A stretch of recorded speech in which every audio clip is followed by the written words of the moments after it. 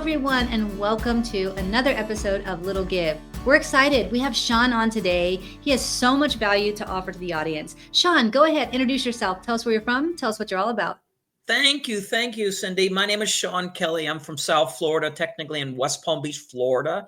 And I am the co-founder of an organization called Stomp the Bullying. Like stomp your foot, STOMP. It's a passion of mine to be able to go around the world now, internationally, as a matter of fact, and speak about the effects of the behavior, I call it, of bullying.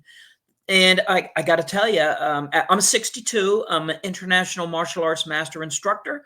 I'm also a certified Maxwell leadership certified coach and speaker with John Maxwell's organization. And the passion I have now is coaching. So I used my martial arts coaching and career of 50 years as the vehicle now to empower young people of all ages, and even including adults. As a matter of fact, I have 2 clients right now that have dealt with what I call corporate bullying. So bullying is a behavior that my story even happened to me at 5 years old. So at 5 years old, my first encounter of bullying was physical. And what happened was a kid who was in my class, my grade, he was 5. His name was John Billinger. Matter of fact, I remember his name. The other kid was 7 years old. His name was Rusty Rudder. We lived in New Holland, Pennsylvania. And I want to express the importance of this statement. They say, when children are young, they'll forget most of the things that they encountered as they get older. Well, I got to tell you, I disagree, because I just told you the 2 people that bullied me, and I'll go further. I lived at 202 Weecalf Avenue in New Holland, Pennsylvania. So I even remember the location. It was right in front of where I lived. And when that situation happened to me, it was a matter of humiliation. And when humiliation happens to young people, it's like a scar. It may fade slightly away, or it may drift in the back of your brain as years move on, but it's always there mentally. In this case, it was a mental scar. And what had happened is they tried to hold me down with my arms pinned against me. And as ironic it may sound as a young boy thinking, they're just trying to wrestle me around, what they were really trying to do is embarrass me. And so as I'm being held with my arms pinned and couldn't move, literally, the other one picked up literally a worm off the ground and tried to put it into my mouth. And I was just able, through frantic trial and error and swinging my arms to let go, I was able to get released, and I ran away. I ran away into the house trying to get my big brother to come save me from this predicament. So that's my introduction to bullying at 5 years old. And then it happened again in middle school. And this time in middle school, it really wasn't myself that was having the problem. It was another child, teenager. Maybe he was 12 or even 13 at that time. And when I went to school, it was in Manheim Township, Pennsylvania. And I entered the double doors, and I looked to my right, and I saw all these kids preparing just before class, probably about 20 or 30 of them. They were all laughing, and it was loud, and it really caught my attention. So I kind of looked to my right, and what I saw, literally, was this small person, in comparison to the rest of the kids, being pushed into a locker. And back in those days, that could happen. And all I saw was this arm, and then him being shoved into the locker, and they closed it. They closed it. The kid that put him in there was much bigger. He was like 2 years behind. Back in those days, if you didn't pass the grade, they'd held you back. And so what I did is I went over there, and in between the crowd of the people, I didn't know anybody, I reached over and I grabbed a hold of the lock, and I lifted it up, opened it. And when I looked into the locker, I saw this boy in there smiling. And we all know that smile that really isn't a smile. And I saw a tear coming down his eye. And so I reached in and I pulled him out. I said, "You come out of there." And I brought him out, complete stranger. And the kid to my right was tall. I mean, he had a full beard and everything. So I'm like, wow, for a big kid, you're a bully. And he looked down at me and he's like, hey, man, what are you doing? And I was angry. And I said, you're not funny. Pick on someone your own size. And I walked away. And it was at that point in time, it was maybe about 8th or 9th grade. I decided I was going to do something about this because it was going on way too much. And back in those days, you had like cliques in school. You had those that played sports. You had those that were into maybe rock and roll music and other affairs. And I didn't pick sides. I got along with anyone and everyone just because I was that type of person. And so I decided to get into the martial arts at 12 years old. And I was addicted to it. I did it every day I could. I drove, my father would take me, or my brother, because I didn't drive, would take me to Reading, Pennsylvania, which was over an hour and a half away, once a week for a private lesson. And then the rest of the week, I would practice and lift weights and become stronger and stronger. And I felt, I'm going to basically protect my friends. All they want to do is go to school. So that's kind of like how I got into the martial arts, was to defend myself. I had a very difficult upbringing. I had 2 parents that were challenged with their own affairs, dysfunctional, if you will. I'm not afraid to say they were alcoholics. And there were 6 of us. And I decided I need a safe place. I needed mentorship. I needed discipline. I need to find my place and grow up as a young man to become a man and be responsible. Yeah. And I always found myself to be an athlete. I was always into sports. I didn't want to do all the wrong things, and the alcohol and the beer drinking, or the beer drinking and the smoking of cigarettes. I was all against that. I wanted to be where I was at as an athletic type of personality. Hi, my name is Justin Clark, and I'm the president of the board of directors for Driving Single Parents, a 501c3 nonprofit serving the citizens of San Antonio and Bexar County, Texas. I'm here today to tell you a little bit about the great work that our organization is doing for the citizens of San Antonio. What you're about to see is just a few photos and videos of the way that we're changing lives for single parents in and around San Antonio, Texas. Our first giveaway took place in April of 2017, just one short month after the formation of our organization. John, a Bexar County resident, was the victim of a horrible drunk driver incident.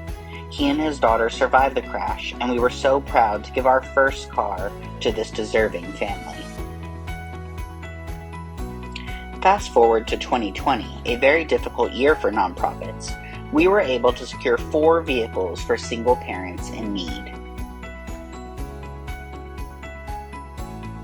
Our organization, including our board of directors, list of partners, and portfolio of people we've been able to help in San Antonio, continues to grow, and it's all thanks to donors and local community organizations that have helped us along the way. This giveaway took place in 2021 and shows that we continue to help single parents even after the struggles brought about by COVID-19. Because of limited funds and the overwhelming need, we at Driving Single Parents are incredibly selective with the people we help. Some are victims of domestic violence. Others had a spouse pass away tragically, or otherwise fell on hard times. These single parents show adversity in the face of challenge and aren't looking for a handout. We offer a hand up and help get them back in the driver's seat. Many of the single parents we help go on to graduate college, get promotions, get married, mentor others, and some have even been so touched by the gift we gave them that they have decided to join our board of directors to pay it forward and ensure the continued growth of our organization.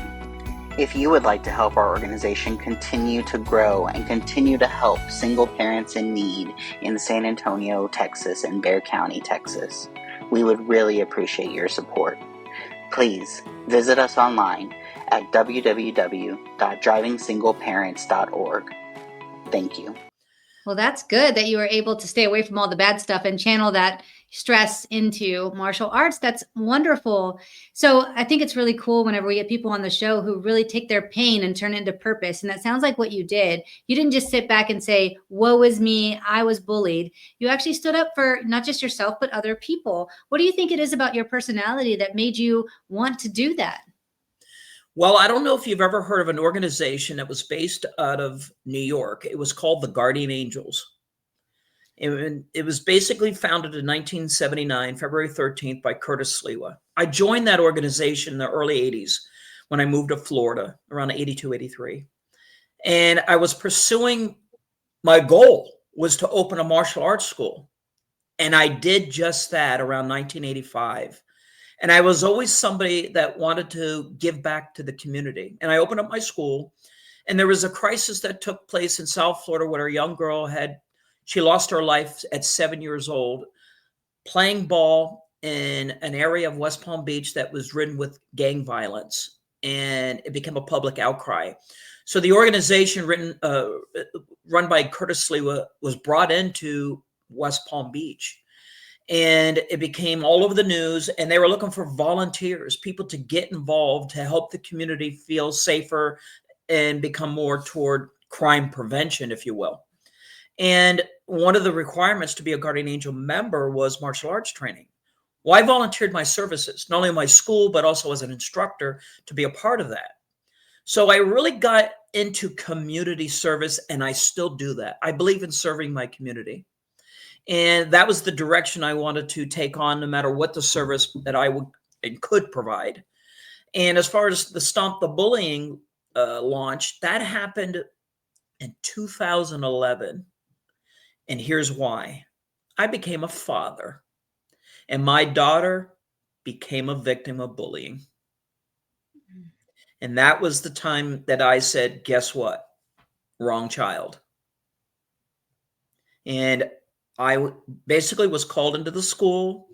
They tried to give her what they call Saturday detention. And here's what happened. My daughter's been in the martial arts since she was 4 at that time, and she's now 27. As a matter of fact, I'm proud to announce I have 3 grandchildren, and my little baby, her name is Luna. She's 3. She just started herself in Georgia, Dawsonville, Georgia, and she started karate. So it's kind of like in the family. Yeah. You know, and so 2011, when this happened to my daughter, innocently what happened is she defended herself. She had the legal right. And I want to stress this. There's rules, and then there's the law. So a lot of schools have rules. And the rule is if 2 students have an encounter, if it's under the bullying content, what they typically do is they reprimand or somehow they will punish both of them. Well, in this case, Father Sean Kelley got involved, and it came to the point of having me in their school, brought me into this conference meeting, and they found out real quick that was a mistake, because there's the legal right. And what I want to share with you is this story. The first thing is that the young boy pulled off my daughter's eyeglasses off her face. That was part 1. This is on school campus. The next thing is he removed and pulled off her backpack. Incident number 2. Nobody's doing anything as of yet. Third situation is he kicked her. He struck her, which is basically a form of assault. Because prior to me being called and going over to the school, I had a meeting with the local the police department, who I'm good friends with. Did a lot of work with law enforcement, and had a conversation telling them on my way over to the school, having a conference with the principal and some of their staff in regards to an incident just happened to my daughter. Well, long story comes short, the bottom line is they made a vital error. The vital error then is that the fact is we as citizens have the right to protect our peace. Mm-hmm. So when he pulled off her eyeglasses, on the technical side, that's called theft, especially when it's unwanted touch. So there's a boundary there, a battery. The other part is he removed and pulled off her person, the backpack. And then when he kicked her, she struck back. and defended herself. And that's when all of a sudden everybody started to see things going on and intervened. 3 times I called too late. So it was at that point in time, believe it or not, I decided to be a voice for those young people who don't know where to go, who to speak to, and to understand, yes, there are boundaries, but at the same time, there are legal rights that you have the right to protect your peace. And with children, even women, I don't teach them as a master instructor to conquer a situation, but it is more about learning how to escape and to recognize a threat before it gets physical, to have the bravery and the confidence to tell someone, not to be afraid of telling anyone. And with the martial arts side of things, we are now creating safe places where we certify and they become recognized, certified locations where we can have people go there, referred. I don't care if it's a victim or the bullied person themselves. And so that's part of my story. And in 2019, as you and I know, I've spoken about this before, I was gifted the opportunity to work for John Maxwell's company, Maxwell Leadership, and then becoming a Maxwell certified coach and speaker. I just added that element on the educating and learning how to communicate and learning how to connect with all ages, with all different circumstances that I could. Let it be cyberbullying, let it be the verbal side or the physical side, but to give options in all capacities as a facilitator now. So either I do workshops where teaching actual physical self-defense, or I'll go in and talk about bullying beware seminars. And 2 of my hashtags are unity through community. I just tell everyone, unity through community, and through John Maxwell's vision of intentional living. Live with an intentional heart. So in a nutshell, that's who Sean Kelley is. Hi, my name is Andrew Fraley, and I believe that sometimes we all need a little bit of help. If you're in the San Antonio community and you need some legal help, call me at 210-725-4658. Yeah, wow. It sounds like you've done some extraordinary things to add value to the world, and stopping bullying. Bullying can be, a really debilitating situation, like you said, whether it be in school when you're young or even as an adult. So it's interesting and wonderful that you're bringing light to that, because it's such a negative thing for a lot of people. I mean, I was bullied. I know my kids have been bullied. I mean, it's an ongoing thing where people are just trying to establish their dominance in wherever they are, which is not necessary. And there's so many ways to work around it. So it's awesome that you've started this. What is one of the big ways that you fundraise? Well, a lot of times we go and do speaking engagements. So recently I did one in Warren, Ohio, and it was at a martial arts school.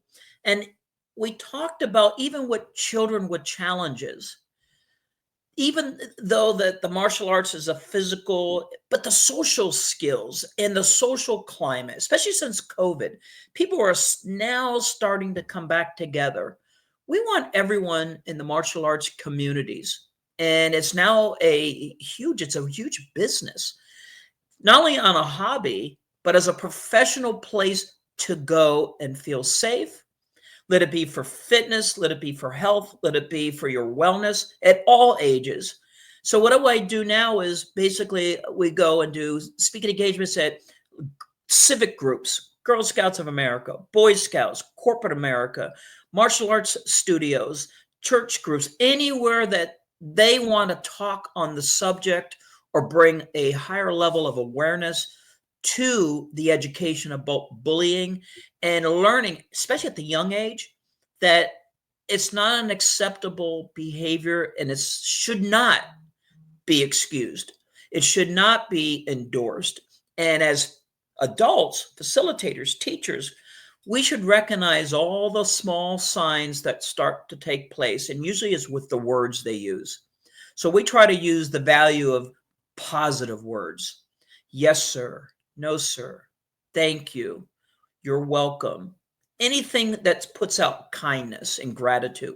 So those are the types of things. And we started a platform called Black Belt Leadership, because the black belt is considered the highest level that one could obtain in their journey of martial arts training. Well, being a black belt is one thing, but being a leader is when you become a mentor. And here's the unique thing. There are junior students that are becoming young black belt leaders where they can lead a class, where they can lead because they're the most influential or their own peer group. When something is not right, stand up and say, no, I don't believe in that. I like making friends. And that's another thing, is teaching young people how to make friends, how to be first, how to say hello, how to give gratitude, how to be thankful, how to be grateful, and being blessed every day that you get to do things that others don't get a chance to. Again, serving your community. So that's one of the directions and some of the outlets and platforms that we provide. Yeah, I think it's so important that you give the role of mentor sort of to some of these people, because then they can, use their own skills to help others, and then also empower them to become leaders. So I think that's fantastic. And it's also fantastic that you're doing this and making it where you teach people to stand up for themselves, because I know whenever you're in a group of people and somebody's doing something wrong, a lot of times people will be followers. They just go along with it because, you don't want to intervene, you don't want to get involved. But it's important to know that you have the ability to stand up for what is right. So I love that you're teaching that as well. And that is such a great way of putting it. At John Maxwell's 75th birthday, he's 78 now, but I was there. He came out on stage and he looked into the audience and he said this. He goes, I don't care if you're 40 or 45 or 50, maybe 59 or even 63 or even 70. As he looked out in the audience, he says, and I see that there are a few seasoned like myself as I turn today 75 years old. And I have a message for everyone. And then he paused. He literally paused.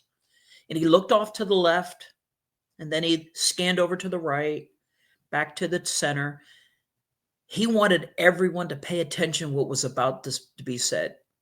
He wanted a captive audience. And he said this is my message for everybody today. And he leaned forward and he said, we are all under construction. Mm-hmm. And he says, I know we're human beings, but that's actually a problem for some, because that's exactly what they're doing, is just being. How about humans doing? Are you living an intentional life? Are you grateful? Are you thankful? Are you blessed? Because if you are, then why not use your social media platforms instead of division, politicking, shame, worry, and complaining, but instead start your Monday. Start your Monday and tell someone, hello, Susan. Hello, Cindy, Andrew. I just wanted to let you know you're on my mind today. So even if I don't get to see you, I just want you to know that I bring value to the relationship we have. And he said, you do that 3 times every day. Imagine how many people you can touch, because you may be their only pillar of hope. Mm-hmm. And that's how valuable people are. That's how we bring value together as mentors and coaches, and how you provide a service to your audience. And all I have to say is thank you so much for giving me this opportunity.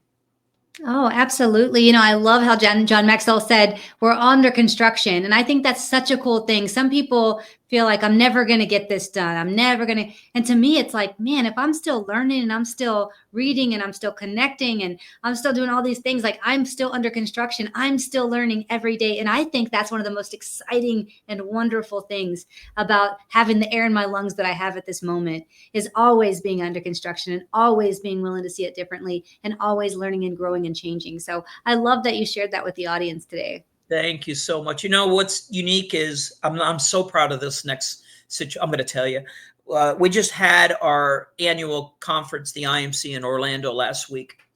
And we now have in our organization, Stomp the Bullying, which you go to the website at stompthebullying.org. We will soon have, which as of this week, we have now 5 certified Maxwell leadership coaches adding to our Stomp the Bullying team. And this time around, we certified 3 individuals. And it's unique to tell you that the oldest of the group that came is in his 70s, one of our sponsors even. And one came from Ohio, one came from Pennsylvania, the other one came from South Florida, went to Orlando, took the program, and became a certified coach and speaker, so we can bring more power to empower the people we're going to serve, because they are going to be not only the sympathetic ear that needs to be listening to these young people and others about their stories about bullying. Because once we started listening and being told as the stories come, we're now hearing about suicide. And one incident of bullying to me is too much. We should be able to do something about that immediately or proactively. That's my way of thinking. But what I want to share is how honored I am to tell you that we now have 5 certified Maxwell leadership coaches that are going to serve their communities any way we can offer our services. That's what we want to bring to the table. That's incredible. I'm so grateful that there's people willing to take the time to help these nonprofits and help the bigger picture, which is, like you said, the bullying that's going on that's totally and completely unnecessary. Yes. So thank you for sharing all of that. Man, all this kindness that you're sharing. I want to move on to my little give questions. Can you give the audience an example of a little thing that they can do in their community that might just be a little give on their end, but might make a big impact on the other side? Well, there are so many things you can do. And one of those things is sponsor a young person to do something in the community that he or she would like to do, because I'm a real advocate toward athletic activities, part one. The other part is we all have the ability based on our stories, but whatever your skills are, give your time to someone in the community, a friend, a neighbor. Talk to the teachers, talk to your nearby church groups and anywhere, and volunteer your time and share your own wisdom, what you've experienced for these young people. Because I'm not afraid to tell you, a lot of the things that they do today, they believe all solutions are found on Google, not by experience. And I think we need more social gathering versus more separation in, cyber world. I get the understanding of needing it, but we also need to embrace each other. We need to bring back people in the room. Yeah, I agree. You know what? We're human and we're meant to do connection. We're meant to be connected. And it's a very big difference. I mean, I know we're recording this TV show here today together virtually. And I think that's amazing. I think it's awesome that we have the ability to connect with people around the world, even when we're not close to them. But There is something very special about being in the room with other human beings and sharing in those experiences. So I think that's incredible as well. Thank you. Yeah. And it means a lot to me when it warms my heart that people like you, who pretty much, you said it all. A little giving goes a lot. It does. And I like to give even to people that don't have the holidays or whatever their circumstances are. Maybe they lost someone, giving. And what I do, quite honestly, I'm going to share this with you. I've written 3,289 handwritten welcome notes to people that have come on board in the last 1 year as I work for Maxwell Leadership as the members engagement specialist. It was something I did all by myself, all over the world. And I believe in retention wise, that little lost art of telling someone you're thinking of them. And I literally handwrite it, stick it into the envelope, and I mail it to their residence to stay in touch. Yes. That's awesome. And, that really does continue to create the connection that's so necessary these days that's kind of getting lost. So I love that you do that.